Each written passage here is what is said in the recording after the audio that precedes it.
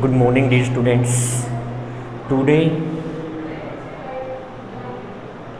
we discuss about arithmetic progression. हम arithmetic progression के बारे में डिस्कस कर रहे हैं. एक्सरसाइज 5.2 का 15th क्वेश्चन है. 2 APs गिवन, 2 AP दी गई हैं. तो ये कह रहा है कि for what value of n the nth term of 2 APs are equal. n की किस वैल्यू के लिए दोनों AP की जो nth टर्म है वो क्या होगी, इक्वल. भाई ये फर्स्ट AP है, ये सेकंड AP है. मैंने मान लिया कि nth टर्म है दोनों के लिए वो क्या है, equal. nth term of first AP equal to nth term of second AP.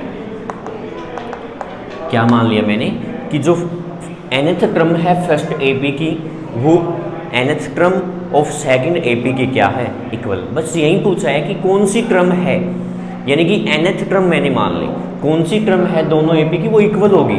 मैंने क्या मान लिया, nth टर्म इक्वल है भाई. ठीक है, तो इसके according nth term a plus n minus 1 into D क्या आएगा यहाँ पे, इसमें से इसको सब्ट्रैक्ट करेंगे कितना आ जाएगा, 2. इसके अकॉर्डिंग nth टर्म क्या आएगी भाई, a plus n minus 1 into D, यहाँ पर कितना हो जाएगा, 7. ठीक है, सोल्व करोगे अब. 63 प्लस 2n माइनस 2, ये हो जाएगा 3 प्लस 7n माइनस 7. यही हुआ ना. 63 माइनस 2 61 प्लस 2n, यहाँ से आ जाएगा 7n माइनस 4. इस 4 को उस तरफ लेके चले जाओ, 2n को इस तरफ ले जाओ. ये हो गया 65 इक्वल टू 5n. तो यहाँ से n की वैल्यू क्या हो गई, 65/5, यानी कि कितना हो जाएगा, 13. यानी कि 13th जो टर्म है ना APs की वो क्या होगी, इक्वल. दोनों APs की जो 13th टर्म निकालेंगे वो हमारे पास क्या रहेगी, इक्वल रहेगी. बस यही पूछा गया था. समझ आ गया भाई. ये कह रहा था कि कौन सी टर्म इक्वल है. मैंने nth टर्म मान ली, इसके अकॉर्डिंग आप nth टर्म ले लो, इसके अकॉर्डिंग आप nth टर्म ले लो. n के लिए सोल्व करना है बस. ठीक है,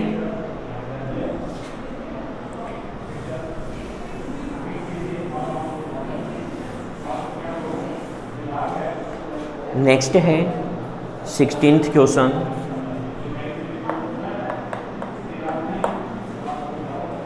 determine the AP whose third term is 16. Third term तो 16 है and 7th term exceed the 5th term by 12. 7th term exceed the 5th term by 12. Determine the AP को डिटरमाइन करना है. भाई क्या कह रहा है कि थर्ड टर्म है वो 16 है, मीन्स A3 क्या है, 16. ठीक है, अब ये कहता है कि 7th टर्म है वो 5th टर्म से एक्सीड कर दिया कितना, बाई 12. मतलब है जो 7th टर्म है ना वो 5th टर्म से ग्रेटर है. कितना ग्रेटर है, 12 ग्रेटर है भाई. तो इसमें से इसको सब्ट्रैक्ट करेंगे तो कितना आएगा, 12. A3 को क्या लिख दिया मैंने, a plus 2d equal to 16. इसको क्या रखोगे, a प्लस 6d माइनस, इसको क्या रखोगे, a प्लस 4d. ठीक है, अब इसके अकॉर्डिंग हमारे पास क्या आ गया, 12. ठीक है, a प्लस 6d माइनस यहाँ से a हो जाएगा और माइनस क्या हो जाएगा, 4d इक्वल टू क्या हो गया, 12. ठीक है, यहाँ पर a से a कट जाएगा ना भाई, क्या रह गया, 6d minus 4d equal to 12, यानी कि 2d equal to 12, d equal to कितना हो जाएगा, 6. Here d is the common difference. d यहाँ पे क्या है, कॉमन डिफरेंस है, मीन्स d की वैल्यू क्या हो गई, 6. अब जो d की वैल्यू है वो इक्वेशन 1 में पुट करो. Put d equal to 6 in equation 1. Equation 1 में पुट करते हैं भाई. a plus 2d, 2 into D कितना है, 6 और इक्वल टू क्या है, 12. तो यहाँ पर इसके अकॉर्डिंग क्या आ गया भाई, 6 to 12, ये उस तरफ जाएगा, यानी कि a की वैल्यू क्या होगी, 0, ए की वैल्यू 0। ये क्या हमने सही लिखा है? एक बार क्वेश्चन को चेक कर लीजिए अच्छे से। एक बार क्वेश्चन को फिर से चेक करते हैं। यहाँ पर है determine the AP whose third term is 16, A3 16 है, and seventh term exceed the fifth term by 12। जो सेवन्थ टर्म है वो फिफ्थ टर्म से कितना एक्सीड कर रही है? 12। तो सेवन्थ टर्म को A+60, फिफ्थ टर्म को A+40, ठीक है, माइनस हो गया है और इक्वल टू 12 है। ए से ए कैंसिल हो जाएगा, 60 - 40, 2D इक्वल टू 12, डी की वैल्यू 6 है, ठीक है। वहाँ पर वो 16 है, सॉरी, A+2D इक्वल टू मैंने 12 लिख दिया, ठीक है ना। यहाँ पर क्या था? 60, तो ये 16 है। तो A कितना आ जाएगा यहाँ से? 4। A की वैल्यू क्या हो जाएगी? 4। अब हमें AP को डिटरमाइन करना है। AP बतानी है AP क्या होगी। AP क्या होती है? A+D, A+2D अप टू सुन ऐसे चलते हैं। पहली टर्म क्या है यहाँ पर? A 4, A+D क्या आ जाएगा? 6 + 4 क्या हो जाएगा? 10। उससे नेक्स्ट टर्म क्या आएगी? A+2D 6 to 12 और +4 कितना हो जाएगा? 16।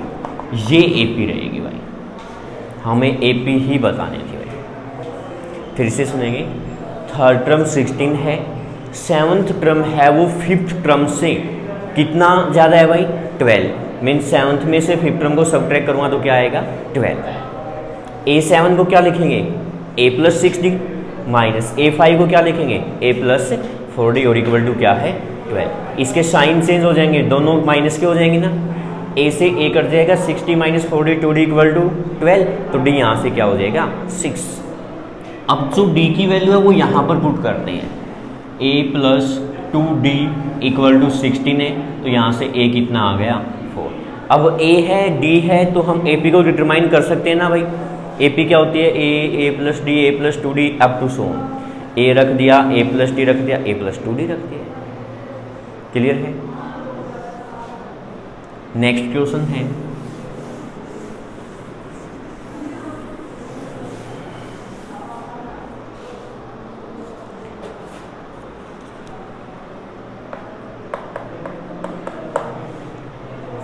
Find the 20th term from the last of an AP। 3, 8, 13 और 253 तक दे रखा है भाई। अभी तक तो देखो हमें ये कहता है कि 20th टर्म निकालो या कौन सी भी टर्म निकालो, वो स्टार्टिंग से फाइंड करते थे। अब ये कहता है कि लास्ट से 20th टर्म निकालो भाई। अब लास्ट से 20th टर्म कैसे निकालेंगे? एक बार यहाँ पर A लिखो, क्या है? 3, D क्या हो जाएगा? 8 - 3 यानी कि 5, और इसको क्या लेके चलते हैं? AN यानी कि लास्ट टर्म 253। सबसे पहले हम फाइंड करते हैं नंबर ऑफ टर्म इसके अंदर, मीन्स n की वैल्यू फाइंड करेंगे। n क्या रहेगा? A+n - 1 × D equal to 253। A और D की वैल्यू यहाँ पे रखो। 3 + n - 1 × D क्या हो जाएगा? 5, 253। 3 + 5n - 5 equal to 253। 5n 3 - 5 -2, 5n equal to क्या हो जाएगा?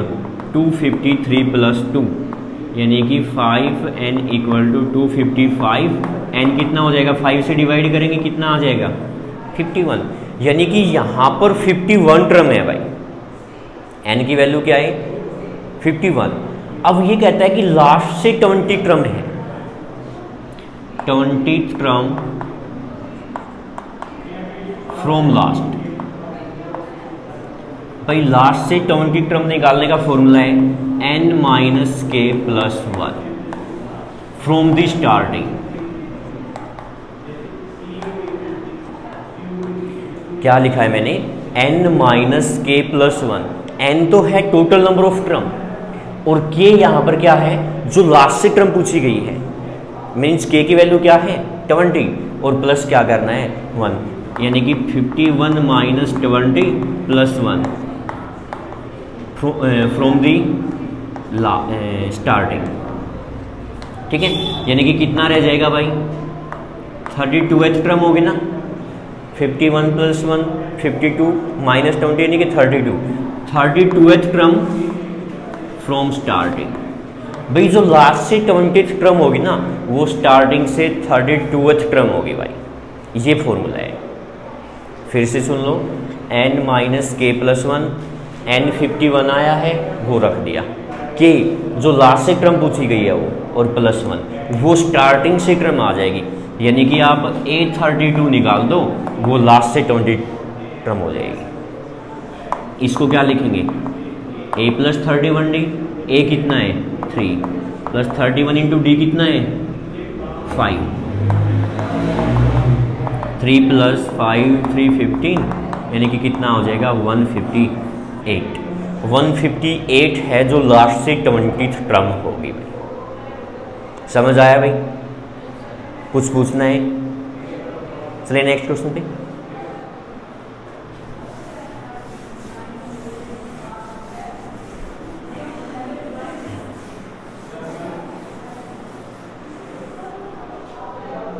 नेक्स्ट क्वेश्चन है the sum of 4th and 8th term of AP. 4th और 8th टर्म है उनका सम है 24 and sum of 6th and 10th term is 44। Find the फर्स्ट 3 term.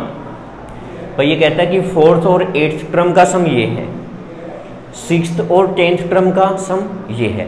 ये कहता है कि फर्स्ट 3 टर्म बताओ एपी की। A4 को क्या लिखोगे a + 3d, A8 को क्या लिखेंगे a + 7d और वो क्या है 24, a + a 2a 7 + 3 10d = 24। Equation 1 रख दो भाई, कुछ नहीं किया, सिर्फ ये रखा है कि A4 a + 3d A8 a + 7d, ठीक है। उसके बाद फिर यहाँ से A6 को क्या लिखोगे a + 5d, A10 a + 9d और = 44। ये हो जाएगा 2a + 14d = 44। ये इक्वेशन 2। अब दोनों इक्वेशन को सिंप्लीफाई कर लो भाई, इसमें से इसको सबट्रैक्ट कर लो या इसमें से इसको सबट्रैक्ट कर लो। मैं सेकंड में से फर्स्ट को सबट्रैक्ट कर रहा हूँ भाई, ठीक है। सबट्रैक्ट करते हैं,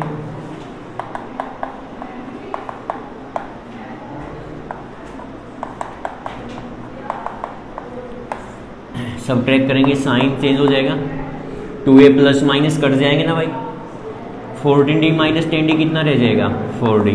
इसमें से इसको सबट्रैक्ट करोगे कितना रह गया 20। तो d की वैल्यू यहाँ से क्या आ गई 5। d यहाँ से क्या हो गया 5।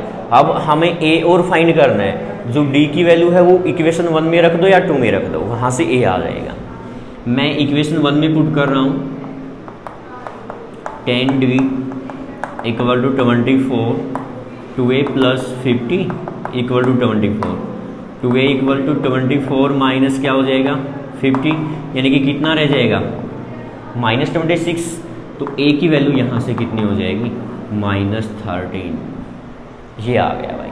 अब हमें फर्स्ट 3 टर्म बतानी है, मीन्स पहली टर्म तो क्या है -13, नेक्स्ट क्या आएगी -13 + 5 यानी कि -8, उससे नेक्स्ट क्या आएगी -8 + 5 यानी कि क्या रह जाएगा -3, और ऐसे चलता जाएगा। एपी हो जाएगी, बाकी इन्होंने फर्स्ट 3 टर्म ही पूछी हैं तो ये वो टर्म हो जाएगी। बिल्कुल सिंपल क्वेश्चन है, ज़्यादा मुश्किल नहीं है कुछ, ठीक है।